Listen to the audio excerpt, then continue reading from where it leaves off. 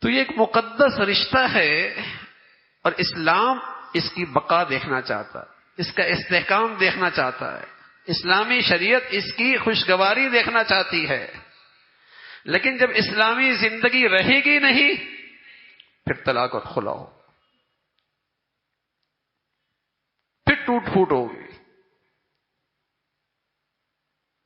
بس اوقات اللہ نے انسان میں عقل بھی رکھی ہے، جذبات بھی رکھے ہیں،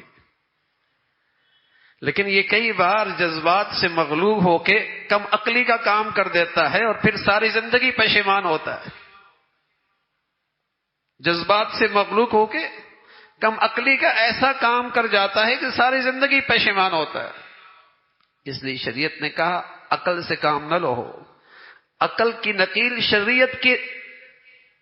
ہاتھ میں دے دو، عقل کی نکیل شریعت کی نکیل میں ہاتھ میں دے دو۔ عقل پوچھے شریعت سے، عقل پوچھے دین سے، اسلام سے پوچھے، ورنہ ایسا اپنے جذبات سے مغلوب ہو کے ایسا کم عقلی کرے گا بس اوقات ساری زندگی پشیمان رہے گا۔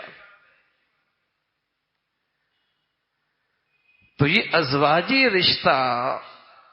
یہ ہمارے مسلمان معاشرے کا حسن تھا کہ باہمی اعتماد کی جوانی پیار میں، محبت میں، بڑھاپا شفقت میں، ایثار میں، خدمت میں گزرا کرتا تھا۔ یہ ایسا خوبصورت رشتہ تھا۔ اور رسول کریم صلی اللہ علیہ وسلم فرمایا کرتے تھے، یوں تو لوگ محفلوں میں اور دوستوں میں اور مجلسوں کے جان ہوتے ہیں اور محفلوں کی جان ہوا کرتے ہیں، تو فرمایا نا تمہارے اچھائی کا معیار محفلیں اور مجلس سے نہیں ہے، تمہارے اچھائی کا معیار یہ ہے کہ تم اپنے گھر والوں کے ساتھ کیسے ہو، تم اپنے گھر والوں کے ساتھ کیسے ہو۔ اور پھر رسول کریم صلی اللہ علیہ وسلم فرمایا کرتے تھے، میں اپنے گھر والوں کے لیے سب سے اچھا ہوں، میں اپنے گھر والوں کے لیے اچھا ہوں۔ اور عورت سے کیا کہا؟ سبحان اللہ، میری شریعت میں اللہ کے سوا کسی کے لیے سجدے کی کوئی گنجائش نہیں ہے۔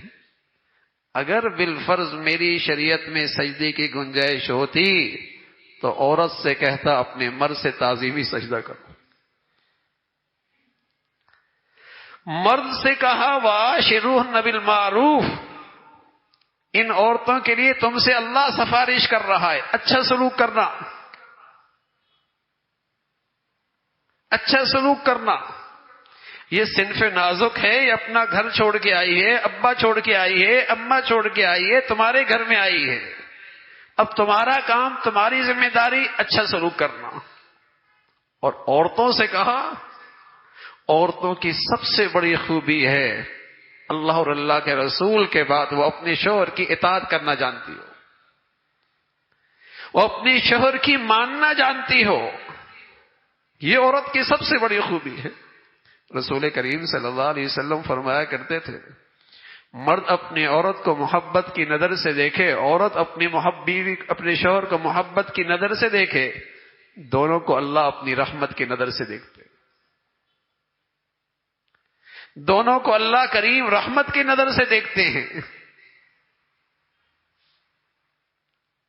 تو اس رشتے کا تقدس اسلام چاہتا ہے، اس کی بقا چاہتا ہے، اس کی خوشگواری چاہتا ہے، اس لیے کہ اس سے نسل کی تربیت وابستہ ہے، اس سے بہت سارے اخلاقی مسائل وابستہ ہیں، اس سے بہت ساری معاشی مسائل وابستہ ہیں۔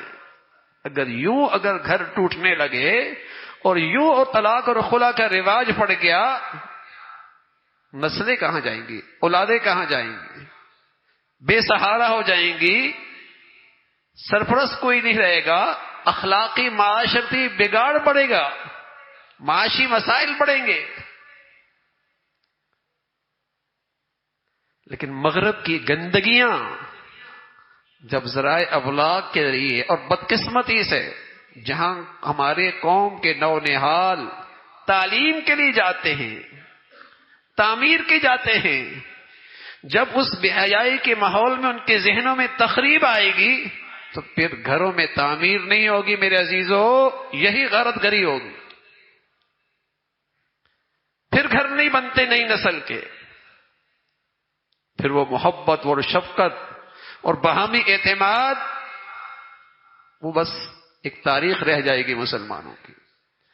اور وہ مغرب کی ساری گندگیوں کا منظر مسلمان معاشرے میں نظر آئے گا۔ تو ابھی پانی سر سے نہیں گزرا، اگر ہم اپنی معاشرتی زندگی میں، اپنے اولادوں کی زندگی میں اس پہ نظر رکھیں